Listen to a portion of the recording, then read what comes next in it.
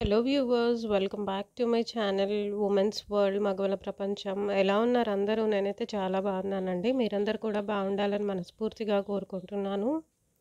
ఈ వీడియోలో మనము దీపారాధనలో వినియోగించే వత్తిని బట్టి వచ్చే ఫలితం ఏంటో తెలుసుకుందాము. దీపారాధనకు శుద్ధమైన వత్తిని ఎంచుకోవాలి. పత్తితో చేసిన వత్తులు సర్వశ్రేష్టమైనవి. అన్ని వేళల్లోనూ పత్తి వత్తులను ఎవరైనా వెలిగించవచ్చు. తామర తూడులతో వత్తులు చేసి వెలిగిస్తే అఖండ భాగ్యం లభిస్తుంది. పితృదోషాలు తొలగుతాయి. అరటి వత్తులతో వెలిగిస్తే ఉత్తమ సంతతి, జిల్లేడు వత్తులతో వెలిగిస్తే అపార సంపద కలిగి దుష్టశక్తుల పీడ తొలగుతుంది. నూతన వస్త్ర పీలికను కుంకుమ నీళ్లతో తడిపి ఆరబెట్టి దీపారాధన చేస్తే కుజ శుక్రదోషాలు పోతాయి. పసుపు రంగు వస్త్రంతో వత్తి చేసి వెలిగిస్తే దేవీ కటాక్షం సిద్ధిస్తుంది. కుంకుమ రంగు వస్త్రంతో చేసిన వత్తితో వెలిగిస్తే సంతాన ప్రాప్తి కలుగుతుంది.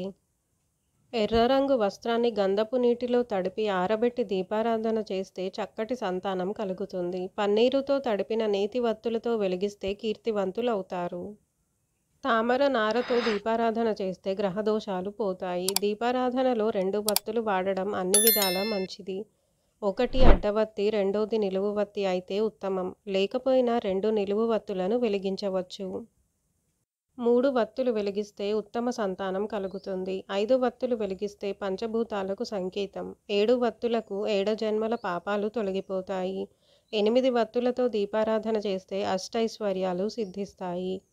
9 వత్తులతో కీర్తి ప్రతిష్టలు పెరుగుతాయి. 10 సర్వాంతర్యామికి సంకేతం. 27 నక్షత్రాధారణ ఫలితం ఇస్తుంది.